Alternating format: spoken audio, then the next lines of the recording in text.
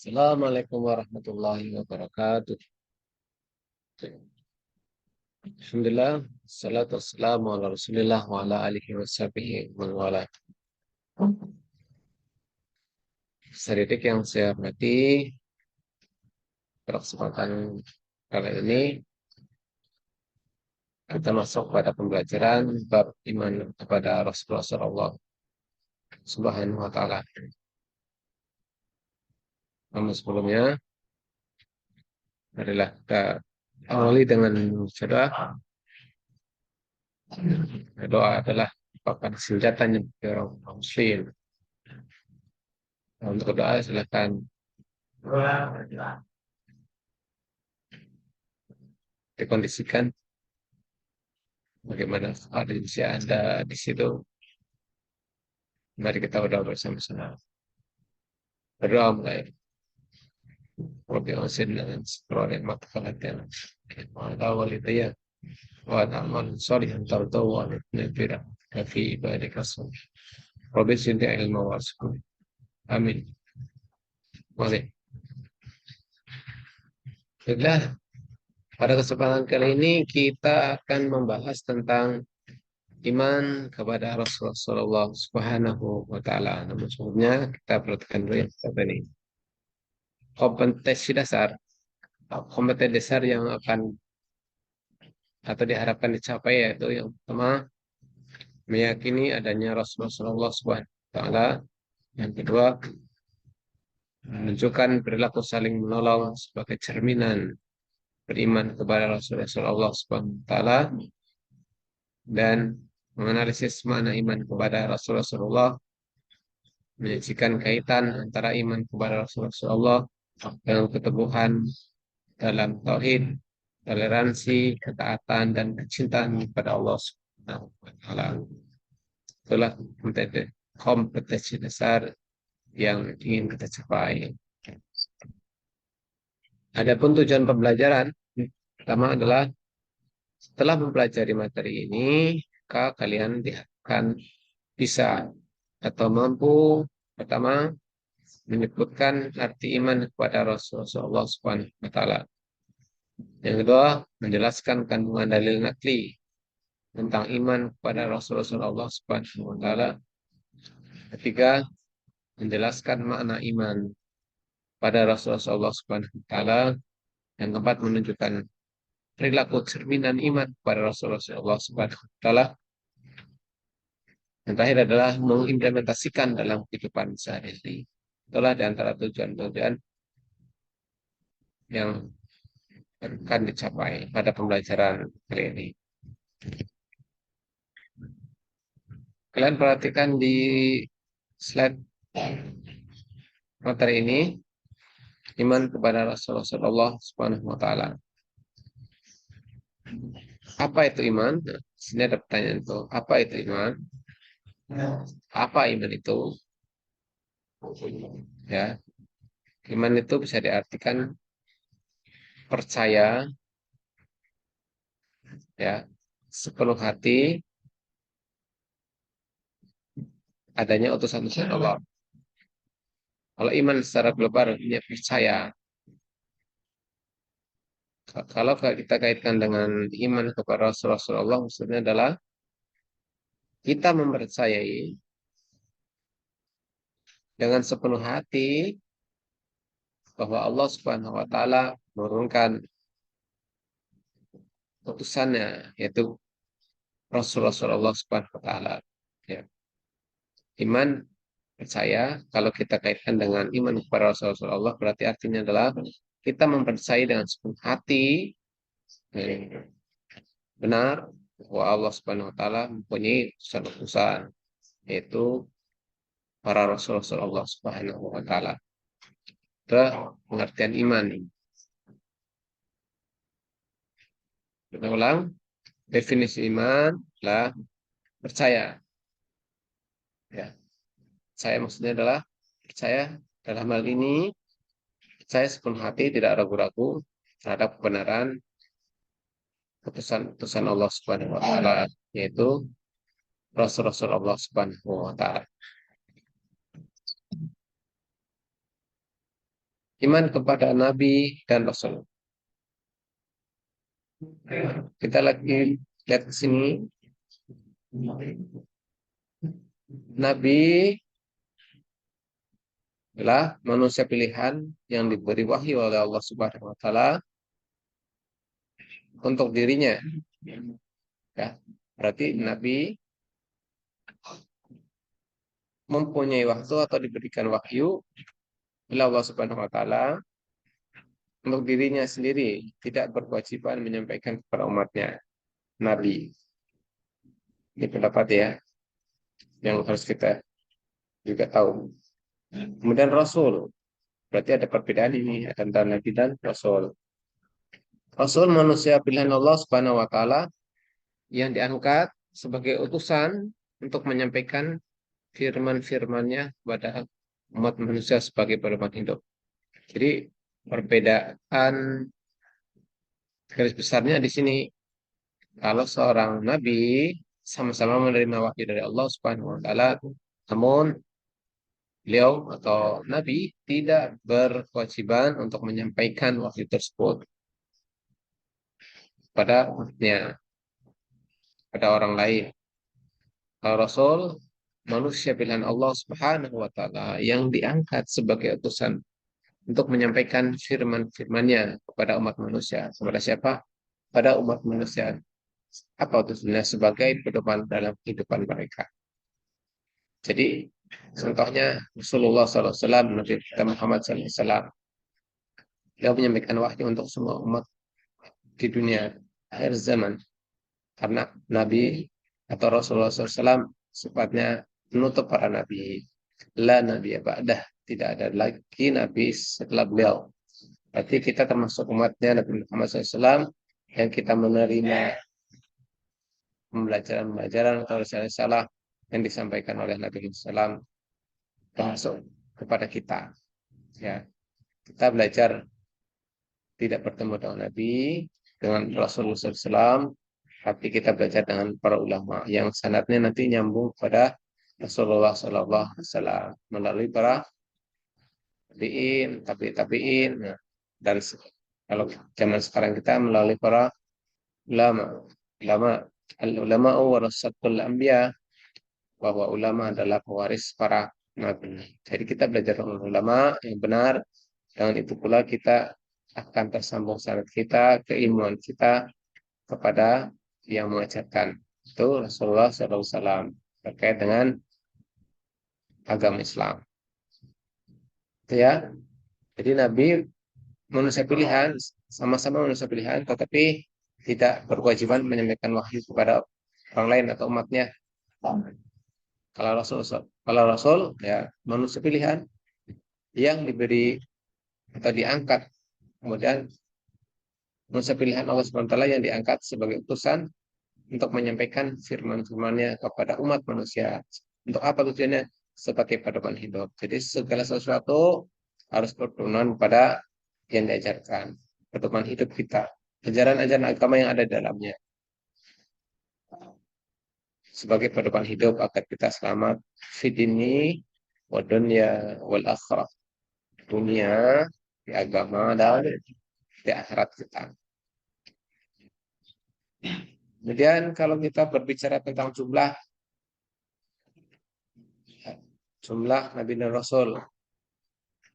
Menurut Imam Ahmad, jumlah Nabi itu 124.000. Ini menurut riwayat Ahmad. Jumlahnya ada 124.000. Menurut Imam Ahmad, Rasul jumlahnya 315. Ya, itu menurut Imam Ahmad. Sedangkan menurut At-Tirmidzi jumlahnya 312. Kalau konteks nabinya sama, jumlahnya 124.000.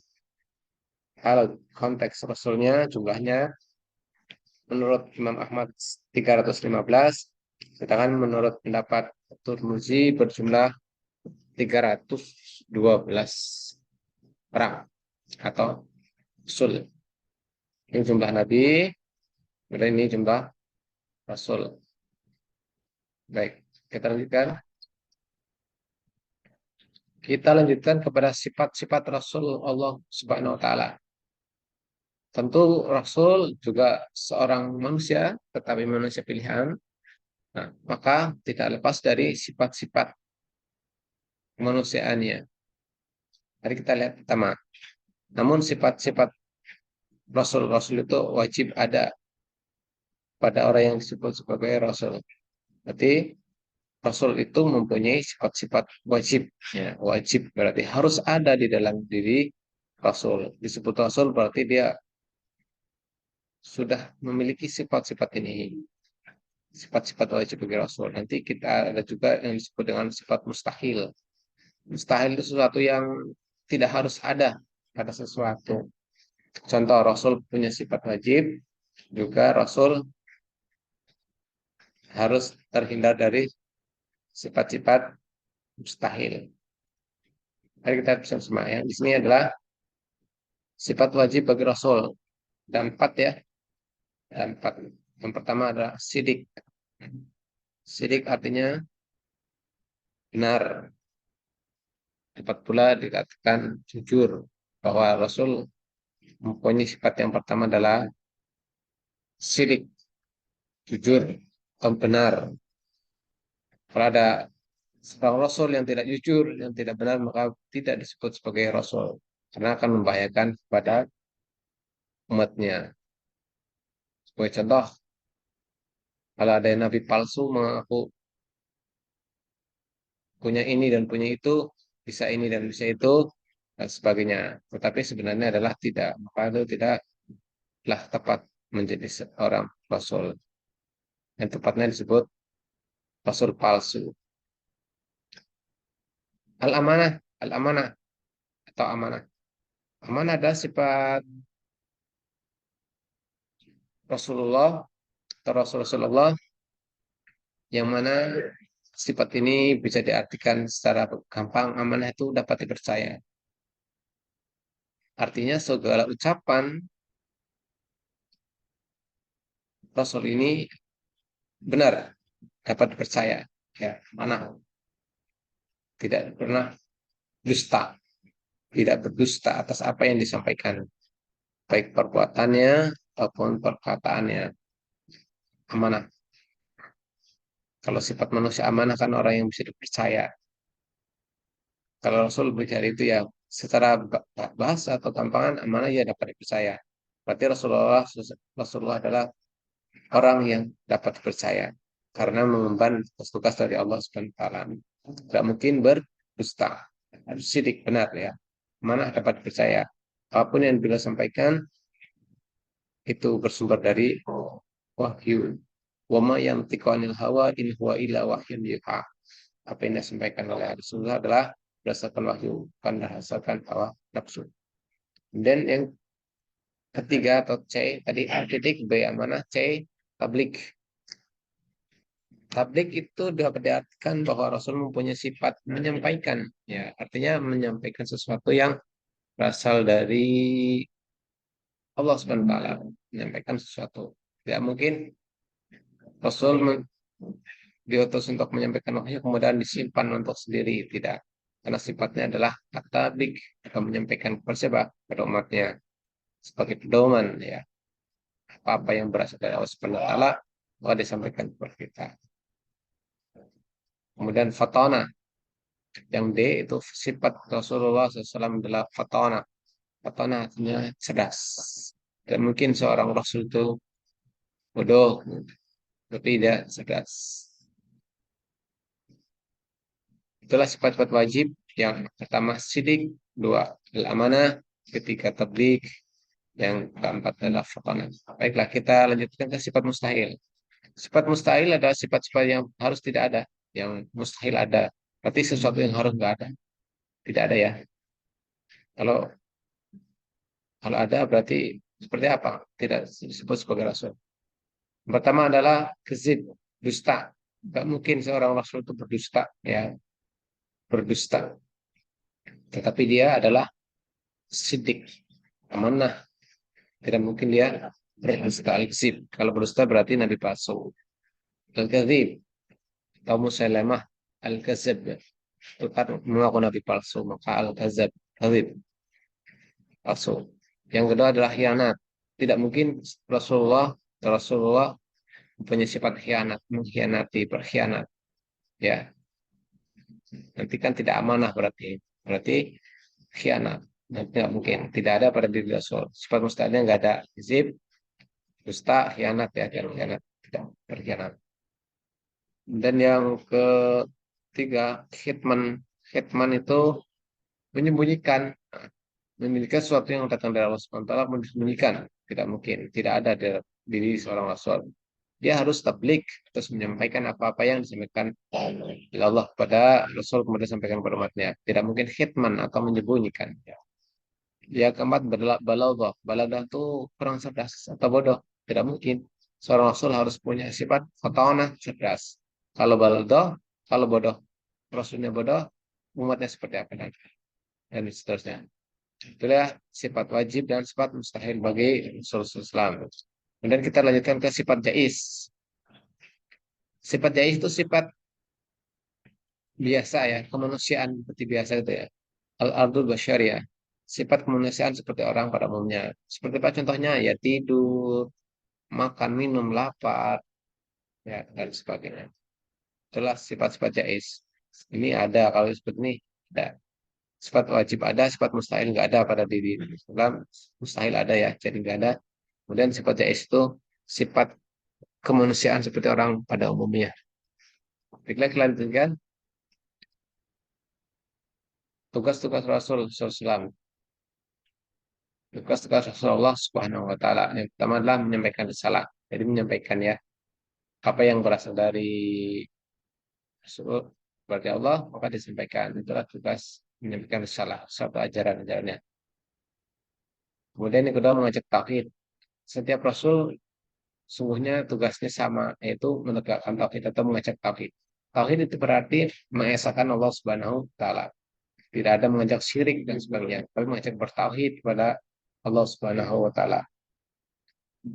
Kemudian yang berikutnya menyampaikan kabar gembira ya, bahwa Rasulullah menyampaikan kabar-kabar gembira pada umatnya.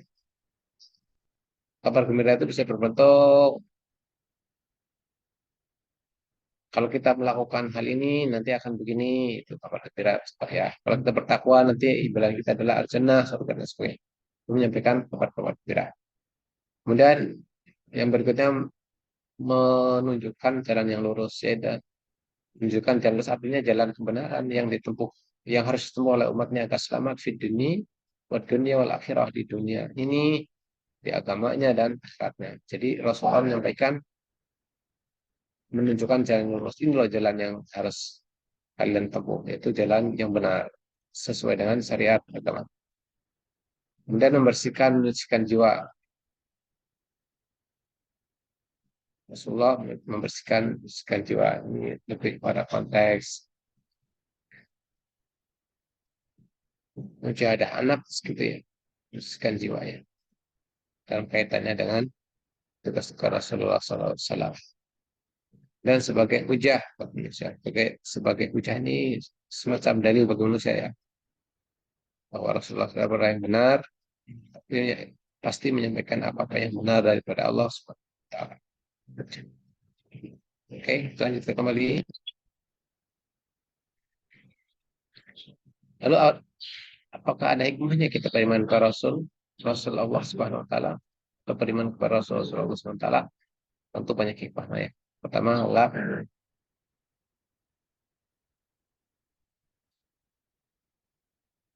hikmah yang pertama adalah di sini makin sempurna iman. Setelah kita beriman pada Rasul Allah Subhanahu wa taala, maka makin sempurnalah iman kita.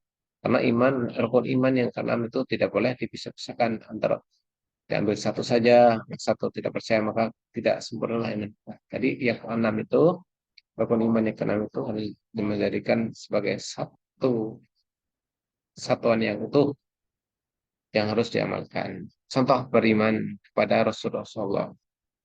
Untuk minubillah wa malaikatihi wa kutubihi wa rusulihi wal yaumil akhir wa qadari khairi wa syarri, itu rukun iman. Antara lain adalah beriman kepada Rasulullah. Semakin kita beriman, maka makin sempurnalah iman kita. Yang kedua adalah contoh dalam hidup kita. Jadi hikmahnya adalah kita bisa mencontoh dalam kehidupan. Ya, contoh kehidupan Rasulullah SWT kita jadikan pedoman dalam kehidupan kita. Oh, ini Rasul yang dilakukan Rasul ini, maka kita mencontoh seperti ini semuanya. Kemudian sosial yang baik ya, dan kita beriman kepada Rasulullah, mungkin semakin takwa kita, jadi kehidupan sosial kita juga akan semakin baik. Kemudian memiliki teladan hidup kita siapa? Rasulullah SAW. Jadi makanya adalah kita punya teladan, tidak tidak tidak kosong tujuan kita. Punya teladan yang harus kita ikutin, yaitu siapa? Rasulullah SAW. Laqad kana lakum fi Rasulillahi uswatun hasanah. Bahwa di dalam diri Rasulullah adalah terdapat uswah, contoh hasanah yang baik. Untuk siapa? Untuk kehidupan kita. Tentunya agar selamat dari kehidupan dunia, terlebih-lebih di akhirat. Terus kan, hikmah ini, maka kita mempunyai teladan hidup, kita memiliki teladan dalam kehidupan. Kemudian mencintai Rasul, dan kita beriman, percaya bahwa Rasul itu utusan Allah, maka kita akan mencintai Rasul Allah Subhanahu wa Ta'ala. Dan ada juga mengetahui hakikat dirinya. Siapa sih kita ini sebenarnya? Nggak seorang manusia. Tugas kita adanya menyembah kepada Allah Subhanahu wa Ta'ala. Tentunya dengan jalan apa? Ittiba'i Rasul. Dengan jalan mengikuti apa yang Rasulullah sampaikan. Ya. Ya. Tidak sendiri-sendiri. Ini ada aturannya ya. Mengikuti siapa Rasulullah SAW. Nah, tugas kita adalah menyembah pada Allah. Menyembah bagaimana? Nah, caranya adalah mengikuti dengan yang Rasulullah SAW sampaikan. Memang tugas kita menyembah, mengesahkan Allah. Wa ma khalaqtul jinna wal insa illa liya'budun. Adalah aku jadikan jin dan manusia kecuali semua itu hanya untuk menyembah kepada Allah Subhanahu wa taala dalam firman-Nya dalam Quran surah Al-Zariyat. Nah, demikian materi yang bisa disampaikan untuk bab beriman kepada Rasulullah SAW dalam kesempatan ini. Mudah-mudahan materi ini bisa bermanfaat bagi kita semua, menjadi pelajaran bagi kita semua, menjadi koreksi bagi kita semua, apakah kita sudah sesuai dengan yang kita harapkan. Ada lebih dan salahnya, saya mohon dimaafkan karena ini kemampuan saya. Jika yang saya sampaikan ini adalah benar, maka datangnya dari Allah. Dan jika yang saya sampaikan ini adalah salah, maka itu khilaf dan kebodohan saya sendiri. Saya akhiri, dan kita diberikan kesempatan dalam kehidupan ini menjadi orang baik, dan antara lain meneladani sifat-sifat Rasul Allah Subhanahu wa Ta'ala yang kita jadikan telah dan dalam kehidupan ini. Sekian saya akhiri. Assalamualaikum warahmatullahi wabarakatuh.